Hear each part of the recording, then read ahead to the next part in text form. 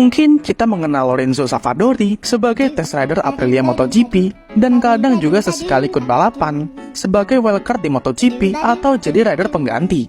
Dan kalau ikut balapan, dia malah San Mori di belakang. Apalagi kalau udah ketemu Lord Pirlo sama King Luca, bisa-bisa mereka malah saling ngelord sambil ngopi di belakang. Tapi walaupun cuma jadi rider yang doyan San Mori di MotoGP, Savadori adalah seorang juara di ajang balap CIV Italian Superbike. Lord Savadori ternyata pernah menjuarai kelas balap lokal CIV Italian Superbike di tahun 2020 dengan mengalahkan juara bertahan Lord Pirlo di kelas itu. Definisi di MotoGP mereka San Mori, tapi di kelas balap lain mereka malah adu mekanik.